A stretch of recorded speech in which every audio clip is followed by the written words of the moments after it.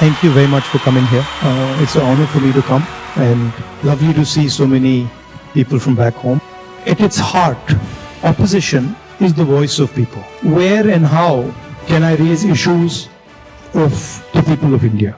And you're thinking from an individual perspective, and you're also thinking from a group perspective. You're thinking from a industry perspective, you're thinking from a farmer perspective, and the important thing is that you do it sensitively and after listening and understanding carefully. So very often you see an issue in the beginning and you're like, oh, that's what the issue is. But when you go into a little bit of detail, you realize that there is nuance and complexity. So understanding that nuance and then planning your day according to that, that's how it generally works. Parliament, of course, you go there in the morning and then it's like a war. But it's a war of ideas, war of words.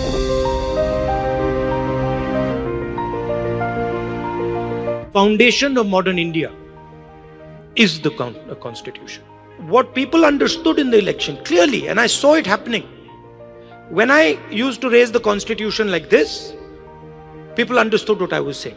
Most importantly, what they understood was that anybody who is attacking the constitution of India is also attacking our religious tradition. Right? And we saw that immediately, within minutes of the election result, nobody in India was scared of the BJP or the Prime Minister of India.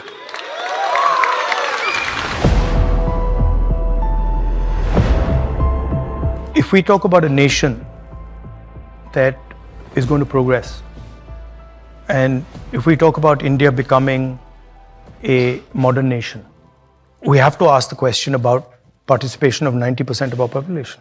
We can't just ignore it. There's just no way we can ignore it. Because frankly, if we go down this path, it's not sustainable. Right? So it's not a question of caste or religion or Hindutva or anything else. It's a question of fairness.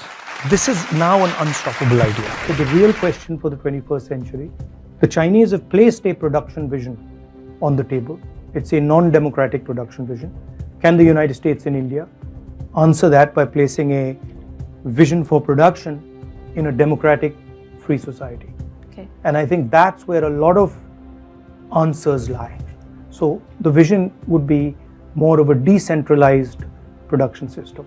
Unlike China, which is huge factories, we would be thinking about smaller and small medium businesses and embedding modern technology into that. So there is a very small percentage of India which is controlling the entire infrastructure. And I made this point again and again in the election that 90% of India doesn't have representation among those people. I've been saying again and again and again, we're going to increase reservations beyond 50%. And I'm not against reservations.